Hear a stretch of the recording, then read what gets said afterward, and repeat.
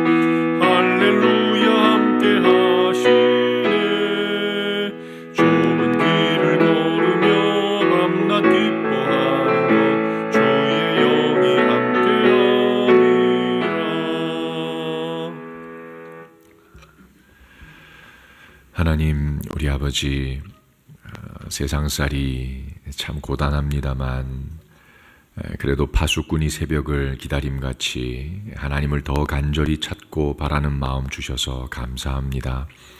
아버지를 찾는 그 영혼에 만족을 주시고 이 하루 살기에 흡족한 은혜를 내려 주옵소서. 무엇보다 오늘 이 지금을 족하게 여기는 마음 주셔서 남들 곁눈질 하다가 인생 낭비하는 우를 범치 않도록 우리를 도와 주옵소서. 한 해가 다 가고 이제 40일 남았습니다. 이렇게 주기적으로 정돈할 기회를 주실 때 우리 삶의 방향, 우리 삶의 방식, 또 얽히고 설킨 관계들 잘 살피고 재조정하는 지혜를 허락하여 주옵소서. 병약한 형제자매들과 또 어려운 일을 만나 절망의 터널을 지나고 있는 모든 성도들 주님 일일이 찾아가 돌보아 주시고 그 마음에 평강이 깃들게 하여 주옵소서. 우리 가정과 교회와 조국의 이 한날을 아버지 하나님께 온전히 의탁하옵고 우리 구주 예수님의 이름으로 기도하옵나이다. 아멘. 하나님 말씀은 로마서 6장 15절에서 23절까지 말씀입니다.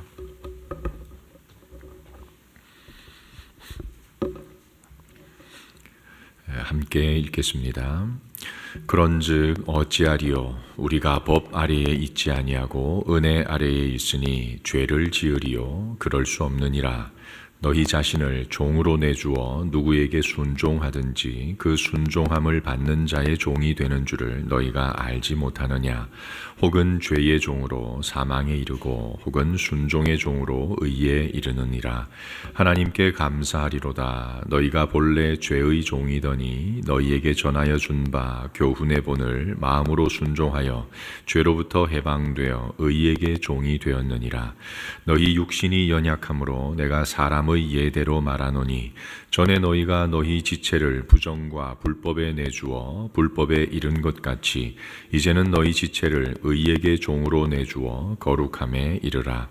너희가 죄의 종이 되었을 때에는 의에 대하여 자유로웠느니라. 너희가 그때에 무슨 열매를 얻었느냐. 이제는 너희가 그 일을 부끄러워하나니 이는 그 마지막이 사망임이라. 그러나 이제는 너희가 죄로부터 해방되고 하나님께 종이 되어 거룩함에 이르는 열매를 맺었으니 그 마지막은 영생이라. 죄의 삭은 사망이요 하나님의 은사는 그리스도 예수 우리 주 안에 있는 영생이니라. 아멘. 우리 몸에서 가장 기본적이고 핵심적인 이 생명 유지 기능을 담당하는 기관이 그 뇌간입니다. 이 뇌간이 망가지면 일단 자가 호흡이 불가능해지거든요. 그래서 응급실에 의식을 잃은 환자가 이렇게 실려오면 의사들이 맨 먼저 하는 것이 이 기도를 확보하고 호흡을 유지시킨 다음에 그 다음에 뭐 하죠? 이 펜라이트를 꺼내서 우리 동공 반사가 있는지를 보잖아요. 그 다음에 각막을 건드려서 눈 깜빡임이 있는지 각막 반사, 그리고 이 기침이 나오는지 기침 반사를 확인합니다. 지금 의식이 없어도 이 반사가 있으면 회복 가능성이 있거든요. 치료를 하면 됩니다. 근데 이 반사가 없으면, 반응이 없으면 사실은 굉장히 위험한 상태에 빠졌다는 표시거든요. 한국이나 미국의 유명한 사역자들 중에 이런저런 일탈이 드러났던 경우가 참 많지 않습니까? 몇 년 전 제가 여기 부임하고 얼마 지나지 않았을 때 우리나라에 꽤 영향력 있는 기독교 두 기관의 대표가 불미스러운 일에 연루된 것이 드러났습니다. 그런데 그때 두 분의 반응이 완전히 달랐습니다. 한 사람은 그 죄가 드러나자마자 곧바로 인정하고 사죄하고 용서를 구한 다음에 참회와 자숙의 기간에 들어갔습니다. 아직도 그렇습니다. 근데 다른 한 분은 처음부터 끝까지 일관되게 변명하고 핑계하고 부인하고 그냥 여전히 갈등 상태에 그대로 사역을 하고 있습니다. 이 둘의 차이가 뭘까요? 윤리와 도덕성 수준 차이 때문일까요? 아닙니다. 여러분, 우리가 알고 있는 윤리와 도덕이란 이 불신 세계, 이 일반인들의 세계에서 통용되는 이 가변적인 기준이거든요. 이 가변적이라는 말 잘 보십시오. 주변 상황에 따라서 고무줄처럼 이 기준이 바뀔 수 있다는 말입니다. 굉장히 투명한 사회가 있잖아요. 그런 국가들. 그런 사회에서는 이 설화 하나, 이 거짓말 하나에도 그걸 굉장히 심각한 죄로 여겨서 끝장이 날 수도 있는 거고, 굉장히 타락이 심한 비윤리적 사회 같은 데서는 어지간한 큰 죄도 죄로 여기지 않는 그런 경향이 있습니다. 이 기준이 다 제각각 고무줄 같다는 말이거든요. 그러니까 이런 기준으로 보면 안 된다는 겁니다. 기억할 게 있습니다. 그리스도인의 이 죄 문제는 윤리와 도덕 차원이 아니라 영적인 문제입니다. 우리 삶의 인간 본질의 문제란 말이죠. 그렇게 접근을 해야 됩니다. 그래서 아무리 작은 죄라고 해도 거듭난 사람은 반드시 거기에 바른 반응을 하게 되어 있습니다. 이 반응이야말로 그 사람이 영적으로 새 생명을 가진 존재인지 아닌지를 정확하게 드러내주는 시그널입니다. 제가 예전에 말씀드린 적이 있는데 어거스틴 있죠. 어거스틴의 신학사상 가운데 가장 핵심이 이 인간에 대한 이해인데 인간을 네 단계로 나눕니다. 창조 때, 그러니까 타락하기 직전의 인간을 어떻게 표현합니까? 죄를 지을 수 있는 상태의 인간이라고 말합니다. 그러니까 죄는 없었지만 자유의지 때문에 얼마든지 죄를 지을 수 있는 상태였어요.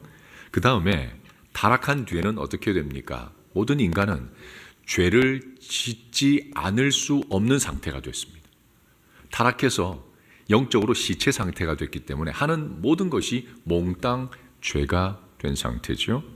그 다음 예수 안에서 예수를 믿고 거듭나면 그때부터 사람은 죄를 지을 수도 있지만 죄를 짓지 않을 수 있는 상태에 들어가게 됩니다. 이 과정을 통해서 우리가 이루는 게 뭐죠? 점진적인 성화를 이루게 되는 겁니다. 때로는 넘어지기도 하지만 그렇지만 죄를 짓지 않을 수 있는 능력이 우리 속에 있기 때문에 점점 거룩하게 변해가는 거죠. 마지막 우리가 그렇게 고대하던 저 마지막 천국에 가면 더 이상 죄를 지을 수 없는 상태가 된다는 거죠. 오늘 본문에서 바울이 말하고자 하는 것이 바로 이 세 번째에 관한 겁니다. 우리 성화의 과정에서의 죄 문제입니다. 예수 믿고 거듭나서 하나님 자녀가 되면 죄를 짓지 않을 수 있게 된다는 게 무슨 뜻인지 아십니까? 죄에 대해서 이전에 없던 새로운 감각이 생긴다는 겁니다. 그래서 그 감각 때문에 반응을 하게 된다는 거거든요. 그 반응을 지금 바울은 의의 종, 죄의 종 이렇게 나눠서 설명을 하고 있습니다. 우리 19절 첫마디 말씀 보면 사람은 연약하다 그러죠. 육신을 가졌기 때문에 연약합니다. 죄성이 우리 영혼에 흉터처럼 남아있어요. 죄의 경향성이 그대로 남아있거든요. 그래서 그리스도인들도 유혹에 잘 넘어집니다. 곧잘. 그렇지 않습니까? 여러분 가운데 한 번도 넘어지지 않은 적 있습니까? 저는 수도 없이 많이 넘어졌습니다.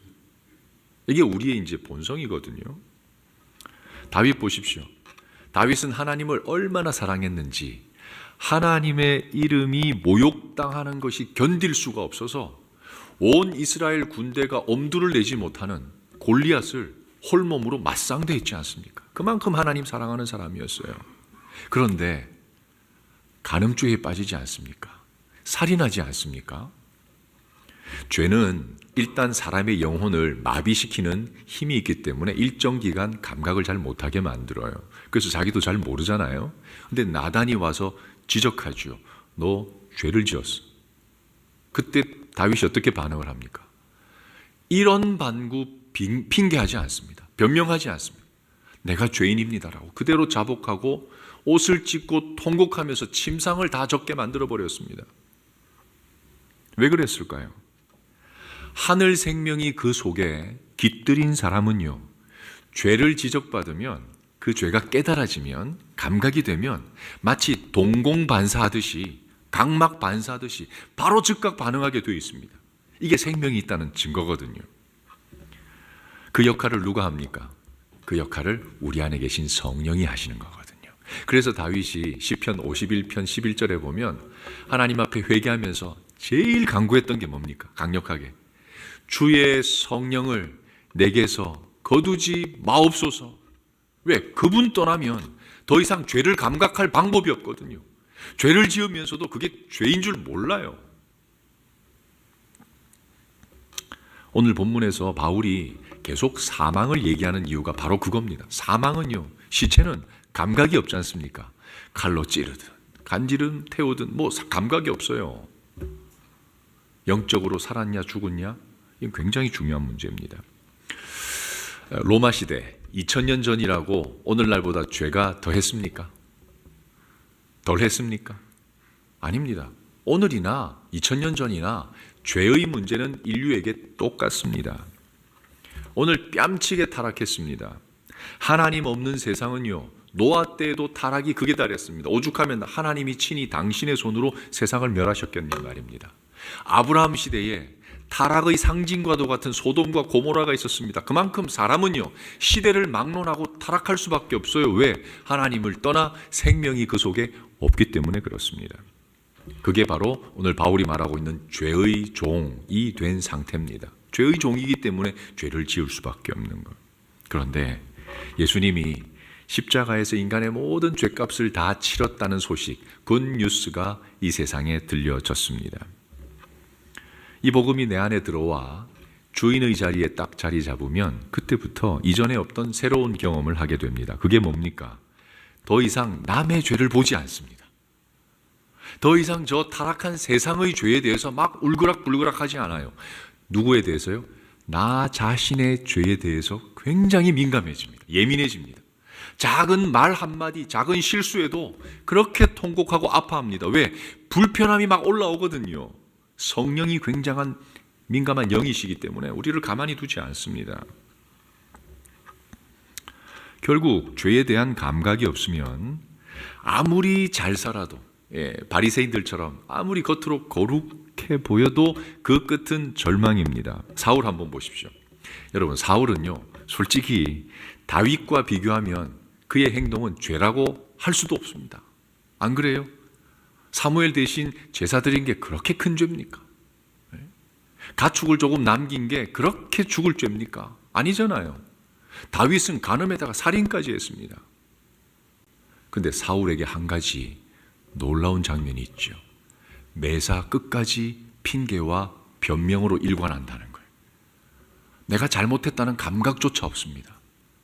반면에 다윗은 그 속에서 끓어오르는 불편함 때문에 하나님께 막 매달리지 않습니까? 이 차이가 둘을 가르는 겁니다. 반대로 죄에 대해서 민감함은요, 아무리 현실이 절망적이어도 결국의 마지막은 잘 되게 되어 있습니다. 베드로 한번 보십시오. 여러분, 베드로는 예수님이 너의 그 고백 위에다가 교회를 세우겠다고 할 만큼 아름답고 위대한 고백을 했지 않습니까?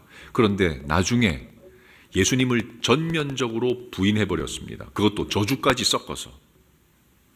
어마어마한 죄 아닙니까? 하나님의 아들을 저주하고 부인했다는 것. 그러나 저 영혼 밑바닥에서부터 끊임없이 올라오는 이 불편함, 영적 불편함, 거기에 대해서 그는 통곡했지 않습니까? 그래서 주님 아니면 살 수 없는 사람으로 결국 주님이 손 내미실 때 따라오지 않습니까? 이게 바로 의의 종으로 신분이 바뀐 표시입니다. 의의 종은요, 신분이 의의 종이기 때문에 의로운 쪽으로 반드시 따라가게 돼 있어요. 어떤 경우에도. 지금 내가 무너져 있다 해도. 오늘 15절 선언대로 성도란 은혜 아래 사는 사람입니다. 이 말은 죄를 안 짓는다는 게 아닙니다. 연약해서 죄를 짓게 될 때에 사죄의 은총을 잘 알기 때문에, 그리고 그 사죄를 위해서 주님이 어떤 희생을 했는지 알기 때문에 그에 걸맞은 회개의 열매를 맺을 줄 알게 된다는 것. 이게 바로 은혜 아래 산다는 표시입니다. 이게 우리를 어디로 인도합니까? 오늘 23절 마지막 단어 영생, 영생으로 우리를 인도하는 겁니다. 오늘 새벽에 이 세 가지를 확인하면 좋을 것 같습니다. 첫 번째, 내게 죄에 대한 민감함, 예민함이 있는가? 작은 말 한마디에도 내가 혹 저 형제를 하나님 앞에서 실족하게 했지 않을까라는 이런 불편함이 있다면 그건 굉장히 좋은 신호예요. 혹시 큰 죄를 지었어도 내가 절망적이지만 나를 포기하지 않는 하나님 때문에 내가 이 불편함을 안고 주님께 나가겠습니다라고 하는 이 예민함이 있는가, 요거 확인하셔야 됩니다. 가능성이 있는 거거든요. 두 번째, 그 반응에 대해서 내가 정직하게 반응하는가, 요게 있어야 됩니다. 정직한 반응입니다. 그걸 변명하고 핑계하고 남 탓하고 환경 탓하고, 이건 굉장히 위험한 사인이에요. 마지막 세 번째, 그 회개에 합당한 열매가 있는가. 요 세 가지가 우리가 의의 종이 되었다는 확실한 사인 중에 사인입니다. 그것을 아시고 우리 살아가는 동안 하나님 앞에서 때로 넘어질 수 있고 무너질 수 있지만 이 세 가지 감각과 반응과 열매가 있는가, 이것을 날마다 확인하면서 의의 종으로 살아 마지막 아름다운 그 영화로운 영생의 자리에까지 가시는 저와 여러분 되시기를 주님의 이름으로 축원합니다. 우리 함께 기도하시겠습니다. 오늘 말씀은 우리의 바뀐 신분에 관한 굉장히 중요한 말씀입니다.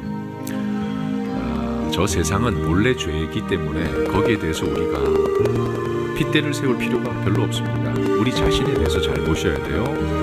교회에 대해서 잘 보셔야 됩니다. 하나님 나라가 어떤 상태인가에 대해서 잘 보셔야 됩니다. 하나님, 내가 하나님께 대해서 민감한가, 예민한가, 특별히 죄에 대해서 넘어질 때마다 내가 나 자신을 자세히 잘 들여보고 정직하게 반응하고 있는가, 그리고 그 반응에 따른 합당한 열매를 내가 주님께 드리고 있는가, 이것을 우리 한번 확인해 보시고 내 살아가는 날 동안 정말 하나님 앞에 의의 종으로 일평생 살 수 있도록 주님 은혜를 더하여 주옵소서. 함께 기도하시고 또 우리 자신을 위해서 기도하고 자녀들 위해서 또 교회를 위해서 조국을 위해서 함께 기도한 다음에 자유롭게 기도하고 돌아가겠습니다. 기도합니다. 하나님 아버지 감사합니다. 오늘도 주님의 말씀 앞에 우리의 영혼을 한번 비추어 보니 우리가 하나님의 자녀가 되었다는 것이 어떤 표시로 드러나는지 알 수 있게 되어 감사합니다. 주님, 이제는 우리가 죄에 대해 죽은 사람들이고 의에 대해서 산 사람이기에 이 땅 연약한 육신을 가지고 살다 때로는 죄에 넘어지고 유혹에 넘어지고, 그렇지만 내 안에 계신 성령께서 일러주시는 그 감각 때문에 다시 주님을 찾고 그 은혜의 날개 아래 머물게 되는 것이 우리의 존재임을 기억하고 주님 살아있는 동안 하나님 이 길을 우리 놓치지 않도록 주의 은혜를 더하여 주시옵소서. 우리의 말 한마디에도 성령께서 늘 민감함을 주시고 우리 살아가는 동안 이 세상에서 우리 자신을 잘 지켜 거룩한 의의 종이 되어 영생에 이르는 그 복을 허락하여 주시옵소서. 하나님, 오늘도 사랑하는 성도들이 기도하며 이 하루를 시작할 때에 주께서 그 기도에 함께 하셔서 마땅히 기도할 바를 알게 하시고 그 기도에 주님 신실하게 응답하는 오늘 이 하루가 되게 하여 주옵소서.